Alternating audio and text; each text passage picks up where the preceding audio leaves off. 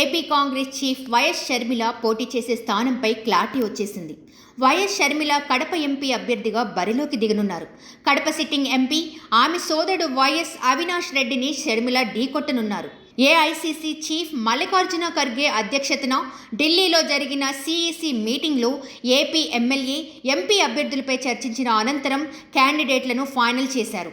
మరో 58 assembly, 8 parliament స్థానాలకు క్యాండిడేట్లను ప్రకటించకుండా కాంగ్రెస్ హోల్డ్లో పెట్టింది.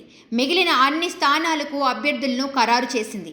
రాజమండ్రి పార్లమెంట్ నుండి ఏపీ కాంగ్రెస్ మాజీ చీఫ్ గిడుగు రుద్రరాజు, బాపట్ల నుండి జేడీ శీలం, కాకినాడ బరిలో మాజీ ఎంపీ పల్లం రాజు, విశాఖ పార్లమెంటు స్థానం నుంచి సినీ నిర్మాత సత్యారెడ్డి బరిలోకి దిగనున్నారు. ఇక ఏపీలో 117 అసెంబ్లీ, 17 లోక్సభ స్థానాలపై సిఈసిలో చర్చ జరిగింది.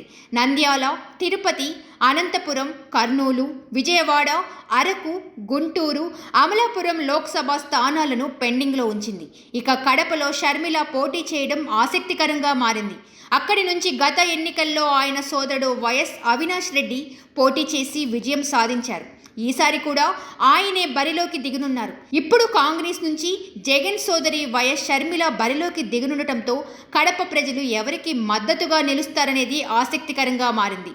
కడపలో వైసీపీ నుంచి అవినాష్ రెడ్డి, టీడీపీ నుంచి భూపేష్ రెడ్డి ఎంపీ అభ్యర్థులుగా బరిలో నిలుస్తున్నారు. ఈ త్రిముఖ పోరులో షర్మిల ప్రభావం కీలకంగా మారనుంది. ఇదే సమయంలో కాంగ్రెస్ కర్ణాటక, తెలంగాణలో అధికారంలోకి రావడానికి ఆ పార్టీ ప్రకటించిన గ్యారంటీలు ప్రధాన కారణం. దీంతో ఏపీలో ఇప్పుడు కాంగ్రెస్ ఏకంగా 9 గ్యారంటీలతో ఎన్నికల బరిలోకి దిగుతుంది. అందులో భాగంగా తొలి గ్యారంటీగా రాష్ట్రానికి 10 ఏళ్లు ప్రత్యేక హోదా, కాంగ్రెస్ అధికారంలోకి రాగానే రాష్ట్రానికి 10 ఏళ్లు వచ్చేలా చేస్తామని పీసీసీ చీఫ్ షర్మిల వెల్లడించారు.